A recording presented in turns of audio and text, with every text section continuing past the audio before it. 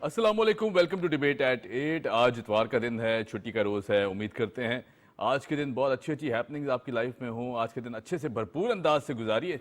और on that note हम show का आगाज़ करेंगे टॉप स्टोरीज़ के साथ। अखबारात क्या कहते हैं इस पर भी नज़र डालेंगे। हमारा दूसरा सेगमेंट होगा जी आज हमने देखा कि केयर टेकर हुकूमत की जो इकदाम थे बिला आखिर रंग लाने लगे हैं और डॉलर जो है वो मुसलसल गिरता जा रहा है। और ये प्रोडिक्शन की जा रही है हुकूमती हलकों की तरफ से कि 250 से 260 के दरमियान कहीं ना कहीं डॉलर जो है वो स्टे करेगा, जो कि बहुत खुशाइंद खबर है। इसे भी डिस्कस करेंगे। साथ साथ हमारा जो तीसरा सेगमेंट होगा वो फिटनेस के ऊपर होगा। जुम्बा, एरोबिक्स या टबाटा, किस तरह जो है वो फैट्स को बर्न किया जाए और अपनी फिटनेस का ख्याल रखा जाए। ये जो तीन मीडियम्स हैं इसे भी डिस्कस करेंगे। बहरहाल जी, शो का आगाज़ करते हैं। बाकायदा तौर पर निगरान वज़ीर आज़म साहब ने कल प्रेस कॉन्फ्रेंस की न्यूयॉर्क में, जिसमें उन्होंने बहुत सारी बातें की जो कि पाकिस्तान के फ्यूचर और उनके स्टेक्स के साथ जुड़ी हुई हैं। उन्होंने कहा जी कि किसी भी सियासी जमात को सियासी अमल से नहीं रोका जाएगा, मगर जो 9 मई का इंसिडेंट है वो किसी सूरत बर्दाश्त नहीं किया जाएगा। उस पर जो कड़ी सज़ाएं हैं वो भी दी जाएंगी और साथ साथ उनमें जो मुलव्वस अनासिर हैं उनके खिलाफ कानूनी कार्रवाई कानून के मुताबिक की जाएगी। साथ साथ जो कहा कि ख़वातीन हैं उन्हें भी रियायत नहीं दी जाएगी। हम देखेंगे इसको भरपूर अंदाज से इन्वेस्टिगेट किया जाएगा कि 9 मई का जो इंसिडेंट था, जो अफसोसनाक वाक़यात थे, जो इदारों पर हमले किए गए, उनमें से किसी भी ऐसे जो अनासिर मौजूद थे जो उसमें मुलव्वस हैं उन्हें कड़ी सज़ा दी जाएगी। साथ साथ IMF का जिक्र करते हुए उन्होंने कहा जी कि जो इलीगल करेंसी एक्सचेंज के खिलाफ ऑपरेशन है, यकीनन इसने बहुत मदद की है और IMF ने भी सराहा है, क्योंकि डॉलर जो है मुसलसल नीचे आ रहा है और ये एक बहुत बड़ा इकदाम है जो हुकूमत की तरफ से किया गया है। जो क्रैकडाउन खासतौर पर अब गैस और बिजली के चोरी के खिलाफ भी किए जा रहे हैं, ये आने वाले जो वक्त है उसमें इसके इम्पैक्ट्स नजर आएंगे। हमारे साथ मौजूद हैं असलम कायम खानी साहब, सीनियर जर्नलिस्ट हैं। असलम साहब कैसे हैं? असलम भाई, ये बताइएगा कि न्यूयॉर्क में जो प्रेस कॉन्फ्रेंस वज़ीर आज़म साहब ने की, सियासी जमातों को उनके सियासी हक देने की बात की उन्होंने, ये बड़ी खुशाइंद बात है एक प्राइम मिनिस्टर जो कि केयर टेकर गवर्नमेंट को हेड कर रहे हैं, लीड कर रहे हैं, उनकी तरफ से, क्योंकि ज़ाहिर है जो बड़ा उनका इस वक्त जिम्मेदारी है वो आम इंतखाबात हैं जो कि शफाफ अंदाज में कराने चाहिए। क्या कहेंगे इस हवाले से? देखें, ये सियासी अमल ये एक जमहूरियत के लिए बहुत बुनियादी चीज़ है और मुल्क में सियासी अमल और जमहूरी निज़ाम चलना चाहिए जी। इन्होंने अमेरिका में जो प्रेस कॉन्फ्रेंस की है, जो बात की है, उसमें उन्होंने फोकस उसी पे किया है कि हम जमहूरी अमल को करना चाहते हैं, बरकरार रखना चाहते हैं और उसको मज़ीद तक़वियत देने के लिए इक़दाम करेंगे। राइट। तो जमहूरी अमल लाजमी है। इस वक्त पाकिस्तान में निगरान हुकूमत है, महदूद अख्तियारात के साथ है। जी जी। लेकिन इंतखाबात के लिए वो लाएअमल तैयार कर रहे हैं और आहिस्ता आहिस्ता उसकी तरफ बढ़ रहे हैं। सही। और उनकी प्रेस कॉन्फ्रेंस में इस बात का दर्द था कि पाकिस्तान के अंदर ये जो गैर यकीनी की सूरत पैदा की जा रही है, इसको किसी भी तरह लोगों को इतना मायूस ना किया जाए। जी जी। और इसको एक रिदम में लाया जा सके। सही सही। अच्छा, 9 मई की जो वाक़यात का जिक्र किया उन्होंने, उनका स्टांस बड़ा क्लियर था। उन्होंने कहा जी अगर ख़वातीन भी मुलव्वस हैं उनमें से उनसे भी रियायत नहीं की जाएगी, कानून के मुताबिक जितनी भी सज़ा बनती है या कार्रवाइयाँ हैं वो की जाएंगी। क्योंकि ज़ाहिर है जहाँ एक तरफ सियासी अमल है, वहाँ कोई भी ऐसी पोलिटिकल पार्टी के जो हमारे इदारों पर हमला करे या कोई ऐसे अनासर जो इदारों पर हमला करें पॉलिटिकल नैरेटिव को लेकर, वो बर्दाश्त नहीं किया जाएगा। इस हवाले से क्या कहेंगे जो कल प्राइम मिनिस्टर साहब ने न्यूयॉर्क में जिक्र किया इसका? बड़ी अच्छी बात की है उन्होंने। आपने भी देखा होगा, हमने भी देखा है कि इस तरह से स्टैंड किसी इदारे ने कभी नहीं लिया। सही।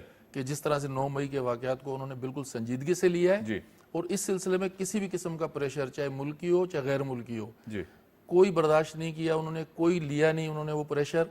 और उनकी कोशिश है कि 9 मई के साने में जो भी मुलव्वस हैं उनके साथ बिला तफरीक कार्रवाई होनी चाहिए। क्योंकि ये इस किस्म के सानियात किसी भी मुल्क के लिए अच्छा शगुन नहीं है और नेक नामी का बायस नहीं बनते। तो उनकी कोशिश ये है, उन्होंने ये बिल्कुल ठीक कहा है और ये पहली मिसाल होगी कि ख़वातीन के साथ जो भी मुलव्वस हैं, चाहे ख़वातीन हो, किसी में उसमें नहीं उसकी तफरीक रखी उन्होंने। ठीक है। और ये कार्रवाई वाकई अगर ये तकमील तक पहुंचती है तो ये एक पाकिस्तान की तारीख के अंदर एक मुनफरद उसको मुकाम हासिल होगा कि इस तरह से हुकूमत ने या किसी इदारे ने स्टैंड लिया है कि इस तरह के साने नहीं होने चाहिए मुल्क में आइंदा कभी भी। राइट। अच्छा, चूंकि बात हम कर रहे हैं IMF की भी और इलीगल करेंसी हमने देखा जो ऑपरेशन जारी हैं, फिर उसके बाद गैस और बिजली की तरफ भी ऑपरेशन किए जा रहे हैं। चीनी माफिया का उन्होंने जिक्र किया कि उनके खिलाफ भी क्रैकडाउन्स किए जा रहे हैं, किसी को इजाज़त नहीं दी जाएगी कि वो ज़ख़ीरा अंदोज़ी करे या फिर प्राइसेस के साथ खिलवाड़ करे, ऊपर नीचे करने में किरदार अदा करे। आपको लगता है कि आने वाले जो हुकूमत है उसके लिए कदरे जो प्लेइंग फील्ड है वो काफ़ी स्मूथ हो जाएगी, क्योंकि ये इकदाम जो लिए जा रहे हैं, क्योंकि ये माजी में नहीं लिए गए कभी भी? देखिए उमर, अगर ये हुकूमत जो बयान दे रही है, जो बात कह रही है, अगर इस पर अमल होता है जी, चीनी माफिया के खिलाफ कार्रवाई होती है वाकई, और जिस तरह से हो रही है, डॉलर आपने देखा किस तरह से नीचे आया है, बिल्कुल, और उसके रिजल्ट बहुत अच्छे, नताइज बहुत अच्छे निकले हैं, और ये मजीद अच्छे निकल सकते हैं। और हुकूमत को इस पे बड़ा सख्त निगरान हुकूमत को ही करना पड़ेगा ताकि आने वाली हुकूमत के लिए मुश्किलात कुछ कम हो सके। और ये इस वक्त पाकिस्तान की जरूरत भी है, इस किस्म की माफियाज को कंट्रोल करने के लिए इनके खिलाफ कार्रवाई जरूरी है कि की जाती रहे, तो होनी चाहिए, और इससे बहुत अच्छे रिजल्ट निकलेंगे, अवाम को भी रिलीफ मिलेगा, और इस वक्त अवाम को सबसे ज्यादा रिलीफ की जरूरत है। राइट, तो ये इसको सराहा जाना चाहिए। राइट जी, बिल्कुल ठीक। अच्छा, मैं अखबारात की तरफ बढ़ता हूँ। यहाँ टॉप स्टोरीज भी हैं, हेडलाइंस भी हैं। एक अहम जो डेवलपमेंट है मैं उसकी तरफ नज़र दौड़ाऊंगा, तो वो कुछ इस तरह कहते हैं जी कि उम्मीदवार का अलग बैंक अकाउंट, रात 2 बजे तक रिजल्ट का लाजमी ऐलान, नए इंतखाबी रूल्स मंजूर। इलेक्शन कमीशन हमने देखा बहुत ज़ेर बहस रहा, कंट्रोवर्शियल भी रहा। माजी में जो हुकूमत थी पीटीआई की, उस पर भी हमने देखा कि बहुत से सवालिया निशान उठाए गए अपोजिशन की तरफ से भी, और फिर उसके बाद पीडीएम गवर्नमेंट ने जब टेक ओवर किया तब भी उसी अपोजिशन ने बहुत सारे सवाल उठाए। आपको लगता है कि अब ये जो प्रेशर है इलेक्शन कमीशन की पर ये ख़त्म हो रहा है और इंतखाबात की तरफ बढ़ा जा रहा है? इंतखाबी अमल को हारने वालों ने हमेशा मशकूक बनाने की कोशिश की है। ठीक है। हुकूमत, निगरान हुकूमत का ये फर्ज है कि क्योंकि उन्होंने इलेक्शन ही करवाना होता है, उनके अख्तियारात इलेक्शन तक ही महदूद होते हैं। राइट। इंतखाबी अमल अगर वो कोशिश करें कि जो जो बात या जो जो कवानीन उन्हें इजाज़त देते हैं उनको वो फॉलो करें और उस पर अमल दरामद सख्ती से करें, तो ये तो पाकिस्तान की तारीख रही है कि जो भी हारता है उसकी चीखो पुकार नई इलेक्शन तक उनकी जारी रहती है। तो इस किस्म का प्रेशर तो लेना भी नहीं चाहिए इलेक्शन कमीशन को, लेकिन इलेक्शन को मुतनाज़ा बनाने से गुरेज भी करना चाहिए, इकदामात भी करने चाहिए, और ऐसे इकदामात करने चाहिए कि जो भी इलेक्शन हो वो हर जमात को तकरीबन काबिल कबूल होने चाहिए, और ये हमेशा की तरह जो हर इंतखाबात के बाद चीखो पुकार होती है वो नहीं होनी चाहिए। ये कोशिश बहरहाल 2018 की अगर बात कर लें, मैं इसी तनाज़ुर पर सवाल करना चाहूँगा। हमने देखा कि आरटीएस सिस्टम बैठा और फिर पूरी रात इंतज़ार किया गया आवाम की तरफ से कि शायद रिजल्ट अनाउंस किए जाएं, लेकिन सुबह के जाके रिजल्ट आना शुरू हुए थे। अब ये जो नया इन्होंने जो रूल बनाया है कि 2 बजे तक लाजमी हर हाल में चाहे कुछ भी हो जाए रिजल्ट अनाउंस करने हैं, इसको किस तरह देखते हैं? ये अगर हो जाता है तो बहुत अच्छा है, फिर तो उसके बाद तो कोई तनाज़ा रहेगा ही नहीं क्योंकि रिजल्ट की ताखीर से नताइज आना, रिजल्ट का देर से आना, वो शकूक व शुबहात को जन्म देता है। कहीं ना कहीं कोई वो धांधली की उसमें रमज निकलती है। तो कोशिश अगर ये करें 2 बजे तक रिजल्ट दे दें इंतखाबात के, तो उसके बाद मेरा नहीं ख्याल कि कोई किसी जमात को एतराज़ हो कि धांधली की कोशिश की गई या धांधली हो रही है। फिर तो सवालिया निशान हट जाता है। और इसी पर ही इनको फोकस कर लेना चाहिए कि किसी भी सूरत में 2 बजे रिजल्ट आना चाहिए हर सूरत में। ठीक है, तो फिर बाकी कुछ मेरा ख्याल है कि नहीं बचेगा। राइट। अच्छा, एक और अहम डेवलपमेंट है, 1 अक्टूबर को पेट्रोल की कीमत के हवाले से अवाम को खुशखबरी सुनाएंगे। गौहर एजाज साहब का ऐसा कहना है, निगरान वफाकी वजीर हैं। पेट्रोल की कीमतों को लेकर, खासतौर पर डॉलर की कीमतों को लेकर, डॉलर की कीमतों में तो अब एक खुशाइंद जो है वो कमी आ चुकी है, बहुत नीचे आ चुका है, लगभग 300 से भी ऊपर जा चुका था। पेट्रोल की कीमत में ये जो अब खुशखबरी का हमें अंदिया दिया जा रहा है, क्या लगता है आपको आवाम को कुछ रिलीफ मिल सकेगा? उमर, देखें डॉलर का ताल्लुक बराह रास्त हर शे पे होता है। डॉलर ऊपर जाता है, कीमतें ऊपर जाती है, उसका असर हर चीज पर पड़ता है। सही। हमारे मुल्क में जो आम आदमी भी उससे मुतासिर होता है बहुत ज्यादा। सही। और पेट्रोल तो बिल्कुल एक आम आदमी को हिट करता है डायरेक्ट। राइट, बिल्कुल जाहिर है। जिस तरह से ये डॉलर नीचे आया है, मैं समझता हूँ कि अगर निगरान हुकूमत का बहुत बड़ा कारनामा होगा कि ये पेट्रोल की कीमतों को, जिस तरह से कल उन्होंने बयान दिया है गौर साहब ने कि पेट्रोल की कीमतों में खुशखबरी सुनाएंगे आवाम को, तो आवाम बड़ी शिद्दत से मुंतजर है कि पेट्रोल की कीमतों की इस वक्त जो अफवाहें चल रही हैं कि पेट्रोल की कीमतें IMF ने बढ़ाने के लिए कहा है, सही, तो इन अफवाहों की वजह से लोग परेशान हैं। स्पेकुलेशंस ऐसी भी थी हवा में कि 400 से ऊपर चला 400 जाएगा, से 450 तक चला जाएगा की सोशल मीडिया पे ये एक मुहिम मुनज़्ज़म अंदाज में बहुत चलाई से जा रही फेक है, एलिमेंट्स भी हैं, फेक न्यूज़ भी है, फेक न्यूज़ भी चल रही हैं, तो आवाम परेशानी का शिकार है। जी। अगर ये कमी हो जाती है या कम तक कर देते हैं जिस तरह से उन्होंने कल बयान दिया है, तो यकीन करें कि मुल्क में बेयकीनी की कैफियत ख़त्म होने में काफ़ी मदद मिलेगी और आम आदमी को, गरीब आदमी को बड़ी हद तक रिलीफ मिल सकता है पेट्रोलियम कीमतों में कमी से। बिल्कुल ठीक है। अच्छा, चूंकि हम कीमतों की कमी की बात कर रहे हैं, गवर्नर सिंध साहब ने कल बड़ी अहम प्रेस कॉन्फ्रेंस की, उसमें उन्होंने एक बयान दिया जो कि इसी से जुड़ा हुआ, इसी से मुताल्लिक है। सस्ती बिजली की फराहमी, ताजिरों के मसाइल हल करना तरजीह है, $250 तक आ जाएगा। गवर्नर सिंध हमने देखा कि अपने बयानात की वजह से काफ़ी एक्टिव और बड़े प्रोएक्टिव माने जाते हैं, इन लाइमलाइट पे रहते हैं। टिसोरी साहब का ये बयान किस तरह देखते हैं?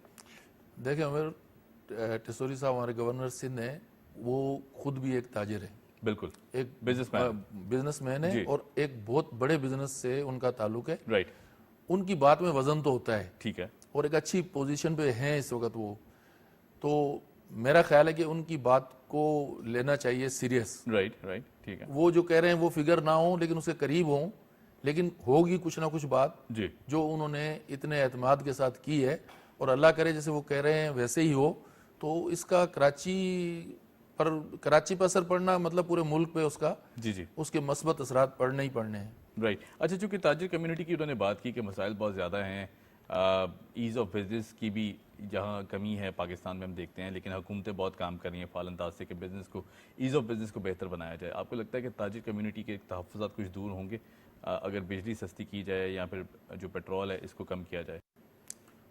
ताजिर कम्युनिटी के लिए बिजली और पेट्रोल ये या गैस, ये चीज़ें बहुत अहमियत रखती हैं। इनका कारोबार मुतहरिक होता है इन्हीं चीज़ों से। ठीक है। ये चीज़ें जब बहुत ज़्यादा महंगी होती हैं, उनकी प्रोडक्शन मुतासिर होती है, उनकी इंपोर्ट एक्सपोर्ट सारी मुतासिर होती है, उनकी पूरे कारोबार को वो ज़िक पहुँचती है उसकी वजह से।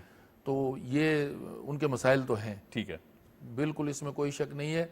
और निगरान हुकूमत ने भी फोकस इसी पे किया है कि उन्होंने ताजिरों से राब्ते किए हैं, राइट, और ताजिर तंजीमों से वो गाए बगाए मिल भी रहे हैं, उनसे तजावीज़ भी ले रहे हैं और कोशिश कर रहे हैं कि किस तरह उनके मसाइल हल हों। सारे मसाइल हल ना हो, कुछ मसाइल उनके जो ज़रूरी हैं। आर्मी चीफ साहब ने भी मुलाकातें की हैं, और आर्मी चीफ की मुलाकात तो आर्मी चीफ साहब ने जो मुलाकात की उसके तो बड़े मस्बत नतीजे निकले हैं। राइट, ताजिर कम्युनिटी में एतमाद बहाल हुआ है, और जो बेयकीनी कैफियत थी उसमें कमी हुई है, ख़त्म नहीं हुई है, कमी बहुत हद तक हुई है, और वो भी एतमाद से आगे बढ़ने की कोशिश कर रहे हैं, हुकूमत का हाथ बटा रहे हैं। और इस तरह के इक़दाम ताजिर कम्युनिटी को साथ लेके चलने से खुद हुकूमती मुफाद में भी है। सही। अच्छा, एक और अहम डेवलपमेंट है जिसे मैं डिस्कस करना चाहूँगा वर्ल्ड कप के हवाले से। भारत की जो हटदर्मी बरकरार, पाकिस्तानी क्रिकेटर्स के वीज़ा की ताख़ीर का शिकार। ये हम जब भी देखते हैं कि अगर इंडिया में कोई टूर्नामेंट होता है या फिर इंडियन रिलेटेड किसी भी ऐसे मुल्क में टूर्नामेंट होता है, तो क्यों इस तरह के हथकंडे लगाए जाते हैं? एथिकल ग्राउंड्स पर क्यों बिहेव नहीं किया जाता इंडिया की तरफ से? ये बदकिस्मती है क्रिकेट की, शोबे क्रिकेट की, कि भारत हमेशा पाकिस्तान को लेके अपनी सियासत चमकाता है, चाहे क्रिकेट का मैदान हो, तजारती सरगर्मियां हो, ठीक है, उनकी कोशिश होती है किसी तरह पाकिस्तान का नाम लेके। अभी इलेक्शन करीब है वहाँ कई रियासतों में, तो इंडियन गवर्नमेंट की ये पॉलिसी रही है हमेशा कि किसी न किसी नमूने से पाकिस्तान को जोड़ा जाए, पाकिस्तान अपने लोगों का दिल जीता जाए, लोगों का दिल जीता जाए कि हम पाकिस्तान के साथ ये कर रहे हैं, और वो इसी कोशिश में लगे रहते हैं। ये उनकी हटधर्मी है, सही, और ये क्रिकेट के लिए कोई अच्छा शुगन नहीं है, सही, कि वो क्रिकेट के लिए क्या कितनी तबाही कर रहे हैं। क्योंकि क्रिकेट के शायकीन आप देख लें, अभी जो हुआ है एशिया कप हुआ है, पाकिस्तान नहीं था फाइनल के अंदर, तो आप देख लें किस तरह से फाइनल में बिल्कुल ऐसे लोगों का कोई इंटरेस्ट नहीं था। तो क्रिकेट का मतलब है पाकिस्तान और भारत, इनका टाकरा जरूरी होता है। लेकिन हमेशा हर दफा हमने देखा है कि भारत ने कमजोरी का मुजाहरा किया है, बिल्कुल कमजोरी का मुजाहरा किया है, और उसने वो इंटरनेशनल रूल को पामाल किया, और मायूसी पैदा की है। आईसीसी को तो खातिर ख्वाह में लाते ही नहीं है, बीसीसीआई बिल्कुल नहीं लाते। और ये भी एक अजीब बात है कि आईसीसी इन कामों पर उनके खिलाफ कोई इकदाम भी नहीं करती नजर आती। सही, तो क्रिकेट शायकीन जो पाकिस्तान के हैं वो कुछ मायूस होते हैं इस तरह के इकदाम से, और उनकी ख्वाहिश होती है कि पाकिस्तान भी जवाबी इकदाम करे, लेकिन हम इस तरह के इकदाम ना पहले कभी किए हैं सही, और सही। ना अभी भी करने अच्छा, का। अगर पाकिस्तान क्रिकेट बोर्ड की बात की जाए तो हमने देखा कि हर लिहाज से हर बार बड़ा क्लियर स्टेटमेंट पीसीबी की तरफ से आया, स्टैंड भी लिया गया, चाहे वो एशिया कप हो, चाहे वो वर्ल्ड कप हो। फिर एक तरफ इंडिया ये भी कहता है जी हमें सिर्फ हमारे मोराल को डाउन करने के लिए कि जी न्यूजीलैंड का जो मैच है उसमें हम सिक्योरिटी नहीं दे सकते, हमारे कोई इवेंट्स हैं, फेस्टिवल्स हैं, तो वो मैच पहले ही बात की जा रही थी कैंसिल किया जाए। अब इंडिया ये कहता है जी वो मैच जो है उसमें शायकीन को इजाज़त नहीं है, ताकि उसमें कोई जोशो खरोश और बलबला इस तरह का देखने का मिले। ये किस तरह की कैफियत इंडिया क्रिएट करना चाहता है? और वाई ओनली पाकिस्तान, और भी ममालिक तो हैं? ये सिर्फ पाकिस्तान को पाकिस्तान के शायकीन में मायूसी फैलाने के इकदाम हैं। सही, ठीक है। हालांकि इससे उन्हें कुछ नहीं फायदा पहुंचता, जी। लेकिन आलमी सतह पर वो पाकिस्तान को इस तरह से डिग्रेड करने की कोशिश करते हैं क्रिकेट के खास तौर पे, सही, क्रिकेट के मैदान में, कि इस खेल को, क्योंकि पाकिस्तान में ये खेल उरूज पर है, राइट, और एक जुनून होता है जब ये इस तरह के मैच होते हैं, बिल्कुल। तो भारत उस जुनून को कम करने के लिए वो एहसास कमतरी में मुब्तला है। मैं तो ये समझता हूँ कि उन्हें पाकिस्तान का कोई खौफ है, पाकिस्तान की क्रिकेट टीम का खौफ है, तो वो डिस्टर्ब करता रहता है इस तरह के। ये नई बात नहीं है, और पाकिस्तान के शायकीन जो है मदाह क्रिकेट के, वो इस बात के आदी हो चुके हैं कि भारत ने उसी ट्रैक पे चलना ही चलना है। सही। तो इस तरह के इकदाम वो करते चले आए, और हमें इस पर कोई हैरत भी नहीं होनी चाहिए। राइट जी, बिल्कुल ठीक। असम कायम खानी साहब हमारे साथ, बहुत शुक्रिया, thank you so much for joining us. यहाँ लेते एक छोटी सी ब्रेक, और ब्रेक के बाद जब आएंगे तो बात करेंगे डॉलर जिस तरह नीचे आ रहा है, यकीनन बहुत खुशाइंद अमल है। Keep watching debate at it.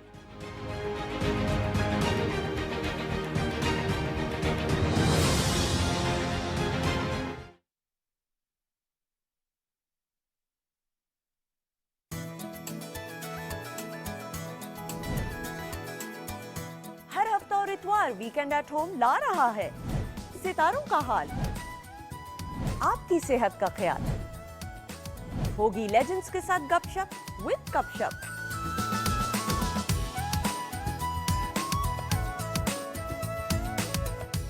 बात होगी नए जायकों की, मौसम के बदलते हुए पहनावों की, साथ साथ होंगे मजेदार खेल और होगी लाइव म्यूजिक परफॉर्मेंस।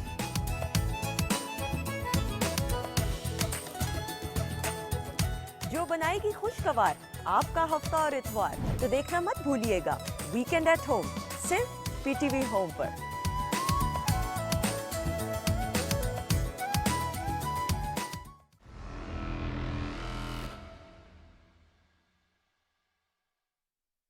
खित्ते में इक्तिसादी शराकतदारी देरपा अमन से मशरूत क्यों?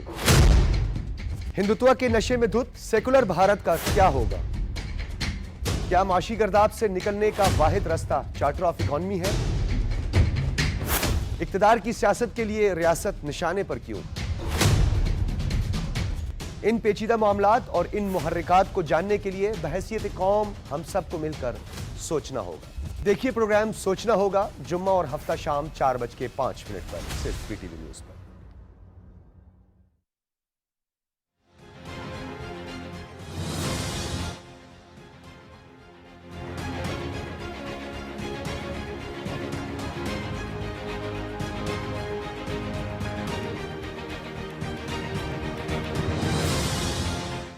Welcome back after the break. हम बात कर रहे थे डॉलर जिस तरह नीचे आ रहा है, यकीनन एक बहुत बड़ी और बहुत खुशी की खबर है तमाम पाकिस्तानियों के लिए, क्योंकि ज़ाहिर है जिस तरह महंगाई को इम्पैक्ट किया डॉलर की प्राइस हाइक ने, यकीनन चाहे वो पेट्रोल हो या फिर रोज़मर्रा की अशिया खुर्दनोश हों, और भी 10,000 चीज़ें हैं जो हम एक्सपोर्ट और इम्पोर्ट करते हैं, हर चीज़ को इम्पैक्ट करता रहा डॉलर। लेकिन अब जिस तरह मुसलसल अंदाज से नीचे आ रहा है, उसमें बहुत सा हाथ, यकीनन एक बहुत बड़ा जो किरदार है वो हुकूमत वक्त का है कि जिस तरह उन्होंने क्रैकडाउन्स किए उस माफिया के खिलाफ जो कि डॉलर की स्मगलिंग में इन्वॉल्व थे, ख़ास तौर पर पेशावर में, और फिर उसके बाद हमने देखा कि सिंध के भी काफ़ी जगहों पे ये क्रैकडाउन्स किए गए। फिर उसके बाद चीनी के अगेंस्ट भी क्रैकडाउन्स किए गए, और भी बहुत से ऐसे चीज़ें थी जिसकी ख़ास तौर पर बिजली चोरी और गैस चोरी, उसके खिलाफ भी इकदाम लिए गए। कल हमने देखा कि वज़ीर इत्तलात और गवर्नर सिंध की जानिब से भी बयान आते हैं जिसमें कहा गया कि जी पेट्रोल की प्राइसेस को भी नीचे कर दिया जाएगा। अगर डॉलर बहुत ज़्यादा नीचे आ जाता है पेट्रोल की प्राइसेस का इम्पैक्ट आवाम को ट्रांसफ़र किया जाएगा। साथ साथ गवर्नर सिंध ने भी कहा कि लगभग 250 के करीब आ जाएगा डॉलर, जो कि एक बड़ी खुशी की खबर है। यकीनन। हमारे साथ मौजूद हैं नदीम मौलवी साहब, फाइनेंशियल एक्सपर्ट हैं। जान लेते हैं कि डॉलर क्या किस तरह का इम्पैक्ट क्रिएट करने वाला आने वाले टाइम। नदीम भाई कैसे हैं आप? अल्हम्दुलिल्लाह। नदीम भाई, जिस तरह कल हमने देखा कि डॉलर मजीद सस्ता हुआ और मुसलसल सस्ता होने की खबरें आ रही हैं, आपको लगता है कि जो क्रैकडाउन्स किए जा रहे हैं उसके इम्पैक्ट सब आना शुरू हो गए हैं और फिर आने वाला जो टाइम है उसमें खास तौर पर डॉलर और नीचे आ सकता है? जी बिल्कुल, क्योंकि डॉलर जो जिस सतह पे लेके गए मसनूई तौर पे उस लेवल को बनाया गया था। राइट। अगर हम सिंपल इंडिया से अगर हम कंपेयर करें, इंडिया में इस वक्त 82 रुपीस का डॉलर, ठीक है, और उनकी जीडीपी ग्रोथ की अगर हम बात करें तो सन 2023 और सन 2024 की उनकी जो ग्रोथ आ रही है आना 6.2% आनी चाहिए। ठीक है। हम पाकिस्तान की अगर ग्रोथ की बात करें 2023 और 24 की, वो ग्रोथ दिखाई दे रहे हैं कि तकरीबन 3.25%। राइट। तो अगर हम वो उस लेवल पे भी लेते हैं कि उनकी अगर जीडीपी ग्रोथ 6.25 है और उनकी 82 है और हमारी आधी भी सही, तो हम उसको डबल कर लेते हैं। तो अगर हम 82 को भी डबल करेंगे तब भी तकरीबन 160-165 रुपए तक 160-165 उसकी वैल्यू बनती है। राइट। मगर हम बात करेंगे सन 2022 और सन 2023 की, जिसके अंदर हमारी जीडीपी रेट जो है 0.3% के करीब आई थी। ठीक है। तो उस लेवल पे भी अगर हम बात करेंगे तब भी हम 210 रुपए का लेवल जो है ना बड़ा अच्छा फेयर लेवल होगा। जी। अब 210 रुपए से आप देखें 330 रुपए तक जो लेवल गया है वो फैब्रिकेटेड है, यानी उसको सट्टा बाजार कह दे, गैमलिंग कह दे, या मैं कहूंगा मुल्क के दुश्मन, क्योंकि मैं समझता हूं आर्मी जो फाइट कर रही है वो मुल्क के दुश्मन से कर रही, क्योंकि कोई भी पाकिस्तानी ये नहीं चाहेगा कि पाकिस्तान की मईशत तबाह हो। कभी कोई नहीं चाहेगा कि दूसरा गरीब आदमी के उसके ऊपर असरात आए। और आपने देखा कि यहाँ पे 9 मई से लेके आज तक जो मुल्क के दुश्मन है मुल्क को तोड़ने की बात करते हैं, वो मुल्क की मईशत को खराब करने की बात करते हैं। जी। तो अगर हम बात करेंगे फैक्ट्स एंड फिगर्स पे, तो मेरे ख्याल से 210 एंड 220 पे भी वी शुड वर्क, डॉलर आ सकता है, आना चाहिए। और उसकी वजह यह है कि फिर आपकी महंगाई नीचे आ जाएगी। राइट। आज आप देखिए जो पेट्रोल की हम बातें कर रहे हैं, आलमी मंडी में 7% मार्केट में इजाफा हुआ है। जी। ठीक है, मगर उसके बावजूद अगर हम कह रहे हैं कि जी हम कुछ खुशखबरी की तरफ आ रहे हैं, उसकी वजह यह कि क्वेश्चन है, there is a question into it. और दूसरी जानिब अगर हम देखें डॉलर की कमी क्रैकडाउन की वजह से 14% नीचे आ चुकी है। जी। तो 14% अगर हम नीचे करते हैं तो तकरीबन 7% अगर हम इम्पैक्ट लेते हैं कि मार्केट ऊपर आई है इंटरनेशनल ऑयल मार्केट, उसके बावजूद भी हमारे पास क्वेश्चन है कि हम बेहतरी की तरफ नीचे की तरफ ला सकते हैं। और ये जो क्रैकडाउन्स है मेरे ख्याल से ये पॉलिसीज चेंज करनी पड़ेंगी, क्योंकि देखिए इसी तरह डॉलर के अलावा अगर हम बात करें इंटरेस्ट रेट्स की, 6.75% इंडिया का इंटरेस्ट रेट है और हम 20% से भी ऊपर चले गए हैं। तो इंटरेस्ट रेट जब ऊपर आते हैं तो फाइनेंशियल कॉस्ट जो होती है वो महंगी हो जाती है। सही। हमारे यहाँ जो इन्फ्लेशन यानी महंगाई है उसकी वजह यह है डिमांड एंड सप्लाई। हमारे यहाँ जो है वो डिमांड ज्यादा हो रही है, प्रोडक्शन कम हो रही है। उसकी वजह यह है कि प्रोडक्शन जो है वो वायबल नहीं रही है, उसकी कॉस्ट बहुत ज्यादा आ रही है। तो ये महंगाई को कंट्रोल करने के लिए हमें इंडस्ट्री की कॉस्ट नीचे लानी पड़ेगी, जिसके अंदर फाइनेंशियल कॉस्ट है, डॉलर कंट्रोल करना पड़ेगा, क्योंकि रॉ मटेरियल्स देखिए हम ज्यादातर इंपोर्टिंग कंट्री है। तो हमारा जो इंपोर्ट जो होगा अगर उसके अंदर डॉलर की आप देखेंगे कदर में कमी आएगी तो महंगाई भी कंट्रोल हो सकती है। अच्छा नदीम साहब, अगर डॉलर की बात की जाए तो जो ऑपरेशंस गवर्नमेंट की तरफ से किए गए और अभी मुसलसल किए भी जा रहे हैं, जारी भी हैं, क्रैकडाउन्स भी किए जा रहे हैं, खासतौर पर जो माफिया है इसे कंट्रोल करने की कोशिश की जा रही है, क्या बाकी आपको लगता है कि इतनी बड़ी तादाद में डॉलर की स्मगलिंग हो रही थी पाकिस्तान से और फिर उसके बाद जिस तरह अब क्रैकडाउन्स किए जा रहे हैं इन अनासिर को बिल्कुल खत्म किया जा सकता है? जी बिल्कुल किया जा सकता है। देखिए ये जो है ये शुरुआत हुई थी सन 2017 से। ठीक है। अगर हम सन 2017 से पहले की बात करें तो पाकिस्तान में रिजर्व्स भी कुछ खास नहीं थे, मगर फिर भी हमारे पास डॉलर 110 और 120 पे ट्रेड हो रहा और जीडीपी भी 5.8 से ऊपर था। जी। अब मसला ये आया कि हमारे पास मुख्तलिफ इंटरनेशनल प्रेशर्स भी आते गए जिनकी पॉलिसीज पाकिस्तान में नाकाम हो गई। मैं इसलिए कहूंगा कि उनकी पॉलिसीज नाकाम हो गई, क्योंकि जो जो उन्होंने कहा, आईएमएफ ने कहा, हम उसी के मुताबिक चलते रहे। ठीक है। हमारे इकोनॉमिस्ट भी उन्हीं कैलकुलेशंस पे काम करते रहे। Right. उन्होंने कहा इंटरेस्ट रेट्स बढ़ा दें, हमने इंटरेस्ट रेट्स बढ़ा दिया। उन्होंने कहा जी डॉलर की कदर में इजाफा कर दें, वो आपने देखा हो गया। सही। फ्री फ्लोट एक्सचेंज का वो कर दिया, बिजली की कीमतों में इजाफा वो कर दिया। वो जी। सारी शरायतों ने क्या किया, हमारी इकोनॉमी को चोक कर दिया। ठीक है। अब उसके ऊपर इम्प्लीमेंट करते करते इस वक्त हमारी पोजीशन ऐसी आ गई कि हम कहते हैं ना, तंग आमद ब जंग आमद। जी जी जी। तो हमारी मईशत को चोक करने के जो वजूहात है, वो सिर्फ वो नहीं है कि जिन्होंने डॉलर ऊपर किया, जी जी। वो भी है जिन्होंने पॉलिसीज ऐसी बनाई जिनकी पॉलिसीज फेल हो गई। राइट। तो जो पॉलिसीज फेल हो गई, अब हमें ये चाहिए कि पॉलिसीज जैसे कि फाइनेंशियल कॉस्ट को कम जी। करना, दूसरी बात हमें चाहिए कि डॉलर को कंट्रोल करना, ठीक है। इलेक्ट्रिसिटी चार्जेस नीचे आ जाएगी। जी जी। क्योंकि आपकी इलेक्ट्रिसिटी बनती है फर्नेस ऑयल से राइट। या गैस से। जी। गैस क्योंकि दस्तयाब नहीं होता, फर्नेस ऑयल इंपोर्ट करना पड़ता है। फर्नेस ऑयल जब हम इंपोर्ट करते हैं, जाहिर है डॉलर से ट्रेड होता है। जी जी। तो यहाँ पे भी हमारा एक डॉलर का जो इम्पैक्ट आता है, जिसकी वजह से आप कहते हैं ना जी पेट्रोल महंगा हो रहा जी। है, बिजली महंगा हो गई, बिजली भी फर्नेस ऑयल से बन रही होती है। अच्छा, पेट्रोल का भी आप देखते हैं। तो ये अगर हम डॉलर को कंट्रोल कर देते हैं, प्लस हमारे यहाँ फिर हमें ये करना पड़ेगा स्ट्रैटेजिक बाइंग। जी जी। हमारे यहाँ हम क्या करते हैं, स्पॉट बाइंग करते हैं। जो पीएसओ इंपोर्ट जो कर रहा होता है, अगर वो स्ट्रैटेजिक बाइंग करें, स्ट्रैटेजी बनाए कि कब रेट्स जब नीचे आते हैं जी। तो हम ज्यादा से ज्यादा उसको इंपोर्ट करें। ठीक है। और रेट जब ऊपर जाते हैं तो हम उस माल को इस्तेमाल करें जिसपे हमने कम कीमत पे लिया था। Right. जैसे कि चाइना करता है, सही। मुख्तलिफ ममालिक करते हैं, जी, जी। जिसे हम कहते हैं स्ट्रैटेजिक बाइंग। ठीक है। क्या हमें पता होना चाहिए कि हम बाद में एवरेज आउट कर दे, ताकि अवाम के ऊपर प्रेशर ना आए, इकोनॉमी डिस्टर्ब ना हो। इन चीजों को हमें बेहतर करना पड़ेगा। तो इन चीजों को बेहतर करने के लिए जाहिर है सबसे पहले जो दुश्मन खत्म करना है जी। वो एक नंबर, जो फर्स्ट नंबर पे जो दुश्मन हमारा आता है वो है जनाब जाहिलियत। ठीक है। जाहिलियत क्या होती है कि जनाब एक आदमी ट्वीट कर देता है कि जी। जनाब अभी जो है ना ऐसा होने वाला है। अब वो पूरा एक माहौल क्रिएट करता है। ये भी उस माफिया का हिस्सा है। ये भी Fake उस news, माफिया जी, का जी। हिस्सा है कि जी डॉलर ऊपर हो जाएगा, पेट्रोल। अच्छा, मीडिया भी उसको वाजे तौर पे नहीं बताता जी पेट्रोल महंगा हो गया। सही। क्यों महंगा हुआ? आप देखिए इंटरनेशनल मार्केट्स जो जी। हैं ऑयल की तेजी में जा रही है। ठीक है। अब उसको हम आग लगाने की जगह हम अपने आवाम को बता सकते हैं कि जनाब हमारे पास ये प्रॉब्लम्स आए थे, जी। इसकी वजह से पेट्रोल महंगा हुआ। आगे आने वाले दिनों में हम डॉलर की जैसे कमी हो गई 14% उसकी वैल्यू की, ठीक है। तो हमारे पास चीजें कुशन्स हों।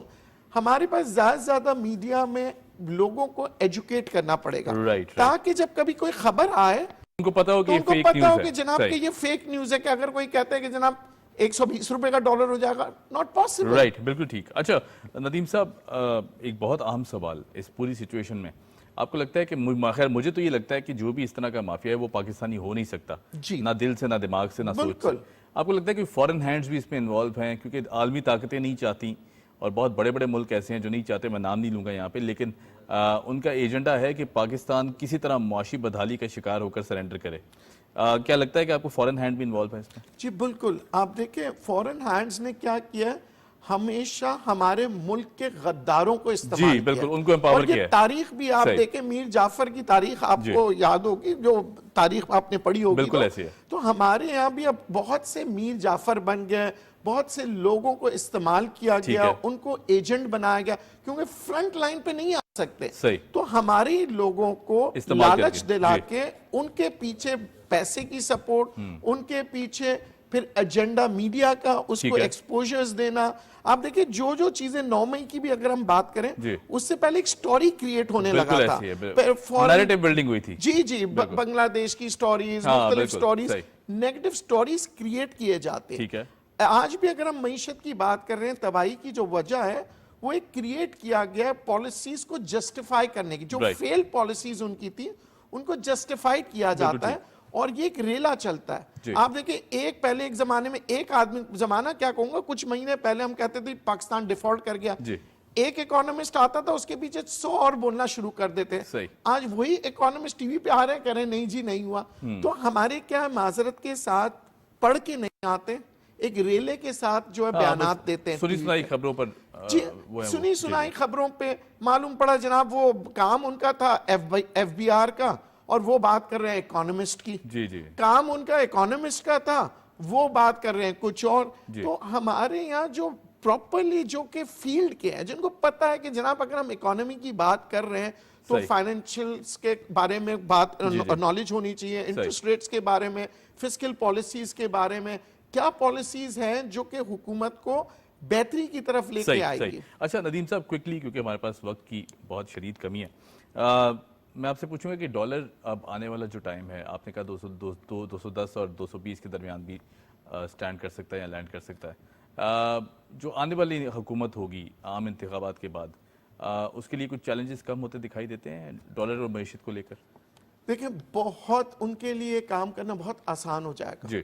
अगर ये क्रैकडाउन्स होना शुरू हो जाए। जैसे कि देखें, क्रैकडाउन्स जो है सिर्फ हम डॉलर की नहीं बात और करेंगे। आई थिंक ये पहली दफा ये स्टेप लिया गया है जी, इतना ड्रास्टिकली। मैं समझता हूँ क्रैकडाउन्स इदारों के अंदर होना चाहिए। ठीक है। जहां इदारों के अंदर कमजोरियां नजर आ रही हैं, करप्शन की भी चीजें और बाकी सारे करप्शन के अलावा ऐसे लोग इदारों में हैं जो कि मैं कहूंगा नादान है, या मैं कहूंगा काम नहीं जानते।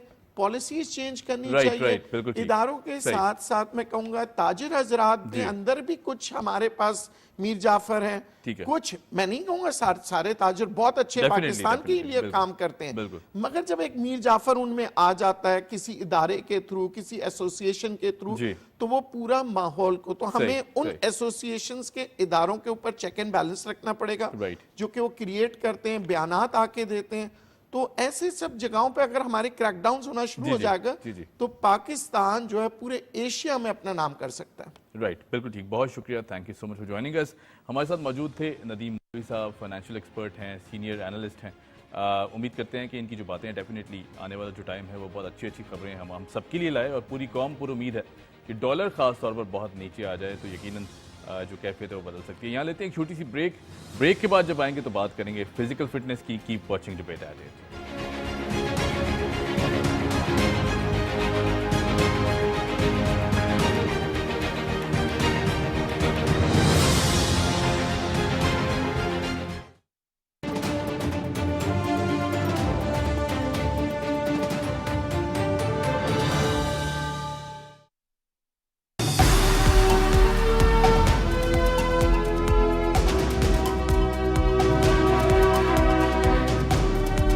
आधा सच और पूरा झूठ।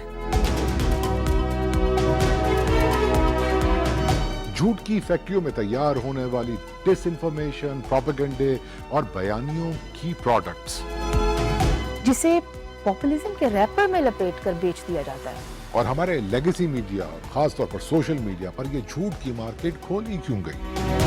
और ये झूठ जमहूरियत बेजारी, सियासतदानों से नफरत के खिलाफ ही क्यों इस्तेमाल होता है? और इस झूठ का कंज्यूमर है कौन? और डिसइंफॉर्मेशन के इन कंज्यूमर्स को कैसे रिहेबिलिटेट किया जा सकता है अपने समाज को बेहतर बनाने के लिए? यही मुबाहिसा करते हैं हम अपने प्रोग्राम में, जिसका नाम है झूठ सच। देखिए हर हफ्ता और इतवार शाम 5:30 बजे पीटीवी न्यूज पर।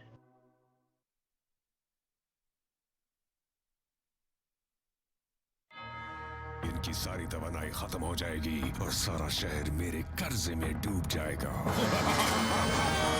अगर तवानाई इसी तरह जाया की गई तो पूरा शहर बर्बाद हो जाएगा। Information drive.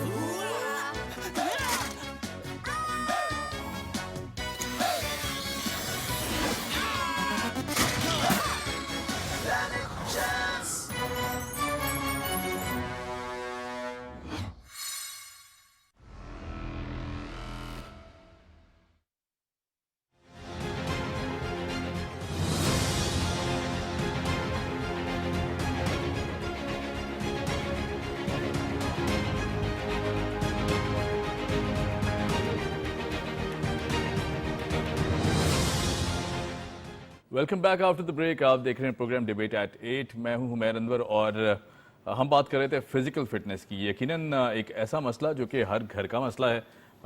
जितने भी हमारे बहन और भाई हैं जो हमें देख रहे हैं, यकीनन वो यही चाहते हैं सब कि जो फिटनेस है वो बरकरार रहे, क्योंकि ज़ाहिर है जिस तरह की अब माहौल में हम ज़िंदगी गुजार रहे हैं, जिस तरह की अशिया हम इस्तेमाल करते हैं खाने पीने में भी, बहुत से ऐसे सवालिया निशान हमारी सेहत के ऊपर मौजूद हैं। जो हमारी रूटीन्स हैं, ना सोने का टाइम है ना उठने का टाइम है, तो यकीनन ये कैफियत वो है कि जिसमें सेहत सबसे ज़्यादा अफेक्ट होती है। जुम्बा, टबाटा और एरोबिक्स, ये 3 तरह की फॉर्म्स हैं, काइंड्स हैं फिटनेस की, जो हम इस्तेमाल कर सकते हैं या इनके थ्रू फिट रहा जा सकता है। ये क्या चीज़ें हैं, किस तरह फिटनेस का जो अमल है उसे आगे बढ़ा सकते हैं, यकीनन इसको डिस्कस करना ज़रूरी है। और साथ साथ कैलोरीज़ को बर्न करना एक बहुत मुश्किल अमल है, पॉसिबल है, बिल्कुल हो सकता है अगर हमारी विल शामिल हाल हो, लेकिन किस तरह किया जाए, क्या खाया जाए, क्या ना खाया जाए, ये हर वक्त दिमाग में चीज़ें घूमती रहती हैं और इवेंचुअली हमारा जो वेट है वो कम नहीं हो पाता। बारल जी हमारे साथ मौजूद हैं, अमरीन शेख साहिबा फिटनेस इंस्ट्रक्टर हैं। अमरीन कैसी हैं आप? जी अल्लाह का शुक्र। अमरीन, ये सवाल हर पाकिस्तानी जो कि हमें देख रहा है, ये बल्कि दुनिया भर में लोग जहां हमें देख रहे हैं उनके जहनों में रहता है कि फ़िटनेस की बातें तो की जाती हैं, हम भी चाहते हैं, लेकिन हो नहीं पाता। ऐसा क्यों होता है हमारे साथ? क्योंकि ज़ाहिर है एक मुश्किल अमल है फिटनेस को बरकरार रखना। असल में ट्रेंड ये है कि फिटनेस को सबसे लास्ट ऑप्शन रखा जाता है। हमारे जो लाइफस्टाइल है, प्रायोरिटीज नहीं प्रायोरिटी देते नहीं दी जाती अपनी लाइफ में, हालांकि यही प्रायोरिटी होनी चाहिए। आपकी सेहत है तो बाकी के काम में, अगर आपकी सेहत अच्छी है तो आप बाकी काम इजीली इसको कर सकते हैं। लेकिन हम बेसिकली अपने सेहत को ही इग्नोर करके बाकी तमाम काम को अपने प्रायोरिटाइज कर रहे होते हैं। लेकिन ये ज़रूरी है और थोड़ी बहुत अब अवेयरनेस आने भी लगी है, स्पेशली खवातीन में बिल्कुल नहीं थी। वो सब कुछ काम मतलब अपने आप वो घर के काम में मसरूफ रहती थी, अपने आप छोड़ देती थी अपने आप को या अपने बच्चों को या देखना, घर देखना, और इससे क्या होता था 10 साल वो अपनी से ज़्यादा आगे चल रही होती है, बीमारियां उनको ज़्यादा लग जाती हैं, ओबियसली जॉइंट पेन ये वो, लेकिन फिटनेस के हवाले से नहीं सोचते। और आज भी यही है कि जैसे ऑफिस वर्क है, उसके बाद वो इतने थके हुए होते हैं, जेंट्स का भी यही हाल है, जो मेल हमारे हजरात हैं उनका भी यही हाल है कि वो बाहर के काम से इतने थक चुके होते हैं, वो सोचते हैं अब क्या टाइम दे, हालांकि ज़रूरी है अपने लिए। अच्छा, ये मैंने जो 3 काइंड्स बताई हैं, 3 फॉर्म्स बताए हैं ऑफ वर्कआउट्स, जुम्बा, एरोबिक्स और टबाटा, ये लेट्स सपोज अगर हमारे पास वक्त नहीं है, हम घर में भी कर सकते हैं? बिल्कुल, बहुत अच्छा फॉर्म ऑफ एक्सरसाइज है जुम्बा, टबाटा, और जो हमारा एरोबिक्स है वो तो हम घर पे भी कर सकते हैं इजीली, म्यूजिक लगाया और एक अच्छी एक एनर्जी के साथ जो है अपना वर्कआउट कर सकते हैं इजीली, और बहुत इंटेंस होता है ये, इसमें अच्छी कैलोरीज बर्निंग है। लेकिन पड़ोसी डिस्टर्ब तो नहीं हो जाएंगे बहुत ज्यादा म्यूजिक लगा के? आप इतना लाउड ना लगा के पड़ोसियों को डिस्टर्ब करें हम अपने रूम के अंदर, ये है। और दूसरा ये कि जैसे हम कार्डियो कर रहे होते हैं नॉर्मली मशीन्स पे या ट्रेडमिल पे, उस पे बोर हो जाता है इंसान, मुश्किल होता है, आप एक ही तरह चल रहे हैं और इतना तो ट्रेडमिल करना भी चाहिए, आपके घुटने भी डैमेज हो रहे होते हैं। ये ऐसी है कि आप इसमें डिफरेंट वेरिएशंस डाल सकते हैं, लाइक जुम्बा हो गया, जुम्बा एक फॉर्म ऑफ डांस वर्कआउट है, इसमें कैलोरीज बहुत अच्छी बर्न होती है, यानी बहुत अच्छा कैलोरीज बर्न होना है। 40 मिनट्स में आपका कोई तकरीबन 300-400 कैलोरीज इजी बर्न हो जाती है, तो बहुत मज़े का वर्कआउट भी होता है जुम्बा, एरोबिक्स और टबाटा। आपके पास अप्रोच नहीं है जिम की, आप जिम नहीं जा सकते, तो अपना इजी फॉर्म है कि आप अपने घर पे अच्छा, जुम्बा और एरोबिक्स का तो थोड़ा सा आइडिया है, नहीं टबाटा क्या चीज़ है? मुझे थोड़ा सा गाइड कीजिए, I have never heard of this, मैंने सुना भी है इनफैक्ट, तो कभी गौर नहीं किया इस चीज़ पर। टबाटा हमारा नॉन स्टॉप 8 एक्सरसाइजेस का इंटरवल होता है, यानी 8 इंटरवल्स है जिसमें हम 20 सेकंड एक स्टेप को परफॉर्म करते हैं, 10 सेकंड इन बिटवीन ब्रेक आता है एंड देन फिर नेक्स्ट 20 सेकंड अनदर स्टेप। तो इस तरह से जो है हमारा 8 एक्सरसाइज का एक पूरा 5 मिनट्स का सॉन्ग होता है, और मतलब वो क्विकली हमें फॉरन बैक टू बैक एक परफॉर्मेंस देनी है, रुकना नहीं है। तो उसमें ये होता है कि अच्छी खासी हमारी जो है ना मतलब इंटेंसिटी बढ़ जाती है वर्कआउट की, और सांस लेने की हमारी जो जगह है वो थोड़ी कम होती है। सही है, बहुत मजे का वर्कआउट होता है, नॉन स्टॉप, अच्छा इसमें भी अच्छी। अच्छा, एक तासुर ये भी है कि जो ख़ास तौर पर हार्ट पेशेंट्स हैं, ख़ास तौर पर क्योंकि ज़्यादा जब एग्जर्शन की जाती है या आप एक्सरसाइज करते हैं तो आपका जो हार्ट रेट है वो भी बहुत ज़्यादा हाई हो जाता है। Is it dangerous for all those patients, या वो अगर करना भी चाहते हैं तो वो क्या करें? उनके लिए इस सेंस में डेंजरस है कि एटलीस्ट हम जैसे फिटनेस टेस्ट लेते हैं, हम फिटनेस टेस्ट यूँ लेते हैं कि उनका बीपी मतलब हार्ट रेट चेक करते हैं, मैक्सिमम हार्ट रेट क्या है, MHR इनका क्या आ रहा है, उसके बाद हम उनको रिकमेंड करते हैं कि आप कर सकते हैं। तो मैक्सिमम हार्ट रेट होना क्या चाहिए वैसे अंदाजन? ये आपके जैसे एज के हिसाब से ठीक है। हम उसको मल्टीप्लाई करते हैं कि कितनी आपकी हार्ट रेट होना चाहिए। लाइक आपकी 40 एज है या 40 प्लस है तो 30 से 40 के दरमियान का बताया हाँ, हमने। तो जी। जैसे कि इस तरह से हमारी हार्ट रेट जो है मैक्सिमम अगर जा भी रही है तो समझ लें 120 भी जा रही है मैक्सिमम रेट, ठीक है। तो वो बहुत है, सही मतलब है। बहुत ज़्यादा एक्सट्रीम पे सही। जा रही है, तो इससे ज़्यादा जाना हमारे लिए डेंजरस हो सकता ओके है। ओके। तो इसलिए हम उसको पहले फिटनेस लेवल उनका लेते हैं, चेक करते हैं कि ऐसा पेशेंट आता है हमारे पास, फिर हम उसको रिकमेंड करते हैं कि आपके लिए सीवी ट्रेनिंग कैसी होनी चाहिए या किस तरह की कार्डियोवैस्कुलर एक्टिविटीज़ होनी चाहिए। अच्छा, ये जो 120 वाले आपने बताया अफराद का 30 से 40 के दरमियान, अगर ये वर्कआउट करते हैं और इनकी जो हार्ट रेट है अच्छी हो जाती है, 180 190 तक चली जाती है, इज इट अलार्मिंग, डेंजरस है? डेंजरस है। ठीक है। हम इतना कर ही नहीं सकते। जहाँ आपको लग रहा है हमारी मेरी हार्ट रेट बहुत ज़्यादा, वहाँ आप थोड़ा अपने आप को रुक जाए, सही। अपने हार्ट लेवल को थोड़ा सा मतलब लेवल पे आने दें। ठीक है। उसको थोड़ी से, जैसे हम कहते हैं कि अब थोड़े सांस ले लो, रुक जाओ, इतना एक्सेशन मतलब नहीं दे सकते क्योंकि ठीक है। ऑब्वियसली ये डेंजर साइन है। हार्ट अटैक होने का भी खतरा है कि आपने एकदम से एज देखते हुए किसकी क्या एज है उस हिसाब से उसको लेके चलना पड़ता है, उसकी इंटेंसिटी को बरकरार रखना पड़ता है कि इंटेंस वर्कआउट किस तरह का लेके जाना है, तो हम नहीं रिकमेंड करते। अच्छा, बिल्कुल ठीक। अच्छा, मैं कैलोरीज की तरफ आता हूँ क्योंकि बर्न करना लोगों के पास, जिनके पास टाइम नहीं है, लेट सपोज वो ये क्लेम करते हैं, वक्त तो सबके पास निकल ही आता है कहीं ना कहीं से अगर कोशिश करें, लेकिन काफ़ी सारे हजरात और ख़वातीन ये कहती हैं कि वक्त नहीं है हमें, ज़ाहिर है कभी घर के काम हैं, बाहर के काम हैं, फिर कुछ लोगों की रूटीन ऐसी है, उनके वर्क एनवायरनमेंट्स इजाज़त नहीं देते कि वो कोई वर्कआउट या एक्सरसाइज करें। डाइट से किस तरह बेहतर कर सकते हैं, कंट्रोल करके? डाइट से बेहतर कर सकते हैं, जैसे कि 70% डिपेंड ही हमारे डाइट पे करता है। ठीक है। लाइक हम वर्कआउट जो कर रहे हैं वो हमारा 30% बॉडी को चेंज कर रहा है। ऐसा नहीं हो सकता कि आप समोसे पकौड़े खा के और फिर उसके बाद 1 घंटा वर्कआउट कर लिए, उसका वो कोई फायदा नहीं है। कोई फायदा नहीं। सही। आपने बेकार किया, आपने ठीक उसको जाया किया, या आपने 1 घंटा अपने आप पे इतनी मेहनत की और जाके एक समोसे पकौड़े इस टाइप और ये की सारी चीज़ें चीज़ें खा खा ली, बिल्कुल सही। या बहुत ज़्यादा वो कोलेस्ट्रॉल आपका खाने में बहुत इनटेक है, तो कोई फ़ायदा नहीं। अगर आपने डाइट अच्छी नहीं रखी, अपनी एक क्लीन ईटिंग पे भी आ जाए ना, जैसे कि घर का भी खाना, नॉर्मल खाना अपना पोर्शन वाइज डिवाइड करते हैं। मना नहीं है कि हर चीज़, वो जो कहते हैं ना चावल रोटी सब छोड़ दो, ऐसा नहीं होता। ठीक है। आपको कार्ब्स का भी इंटेक करना है, आपको प्रोटीन का भी प्रॉपर इंटेक करना है, तब जाके आपकी हेल्थ अच्छी रहेगी। आपने कार्ब्स छोड़ दिया बिल्कुल कि हमें जल्दी जल्दी कम होना है, तो आप चिड़चिड़े हो जाओगे। सही है, आपको पूरे दिन एनर्जी ही नहीं मिलेगी, उसके साइड इफेक्ट्स आना शुरू हो जाएंगे, आपके हेयर फॉल होना शुरू हो जाएगा, स्किन खराब हो जाएगी। तो बेसिकली हम अपने डाइट को, कुछ लोग डाइट की तरफ आते भी तो वो इतना एक्सट्रीम डाइट करना शुरू हो जाते हैं कि मतलब कि हर चीज़ छोड़ दिया, हर चीज़ स्किप कर दिया, वो आप वीकनेस की तरफ जाने लगते हैं, इंटरनली वीक हो रहे हो। तो अपना हेल्दी, हम अब ये भी नहीं सजेस्ट करूंगी कि आप प्रॉपर डाइट मील अपना बनवाएं अलग से, वो भी एक हर के लिए अफोर्डेबल नहीं होता। अफोर्डेबिलिटी की भी आप घर के ही नॉर्मल खाना जो घर में बनता है उनको पोर्शन वाइज डिवाइड, प्लस अपना टाइमिंग सेट करें, जो आपका इंटेक है उसके टाइमिंग सेट कर ले। लेट नाइट खाना और खा के फ़ौरन सो जाना, और प्लस रात का मील हैवी रखना, ये हमारे लिए सबसे ज़्यादा नुकसानदेह जो हमारा कल्चर बना हुआ है कि सुबह सुबह कुछ, अक्सर लोग नाश्ता स्किप कर रहे होते हैं या तो इतना लाइट लेते हैं, और रात के वक्त सबसे ज़्यादा हैवी मील ले रहे होते हैं डिनर में, वो निहारी भी खा रहे हैं और सब चीज़ें, वो उनके लिए नुकसान है, क्योंकि उसके बाद हमारी एक्टिविटी लेवल बिल्कुल जीरो है, हमने सोना ही है। अच्छा, खाने के साथ साथ हमारी एक रूटीन है ईस्टर्न कंट्रीज़ की कि हम पानी का बहुत ज़्यादा इस्तेमाल करते हैं जी। वाटर इनटेक वैसे तो बहुत अच्छा है, लेकिन खाने के साथ वाटर इनटेक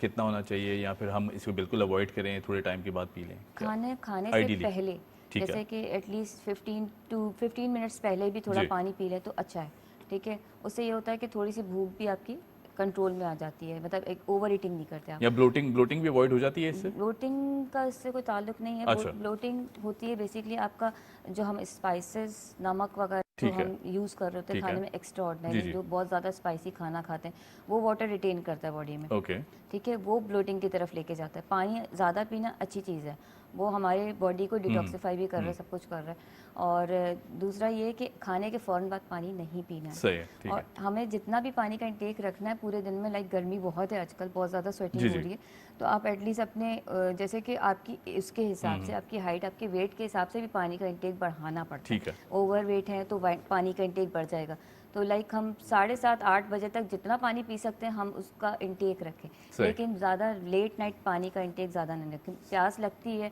1 सिप ले लिया, 2 सिप ले लिया, इतने खुद को जैसे गले को तस्कीन देने की। जी। उसकी वजह यह है कि आप लेट नाइट ज़्यादा पानी पी के, जाहिर सी बात है भाई हमारा एक्टिविटी लेवल रात को ज़ीरो है, सारा पानी हमारा स्टोर होता है यूरिनरी ब्लडर में, फिर हमारा किडनी इन्फेक्ट करने लगता है, क्योंकि हम रात में इतना नहीं उठ रहे या कोई एक्टिविटी कर रहे हैं या वॉशरूम का चक्कर, तो उससे ये होता है कि स्टोर होते होते हमारा जो किडनी है वो इन्फेक्टेड, वो डैमेज होना शुरू होता है। सही। अच्छा, मैं एक बहुत अहम सवाल है जो मेरे जहन में आ रहा है, जुम्बा, टबाटा और एरोबिक्स, आप इनका जो आइडियली टाइम है वो भी हमें बताएं।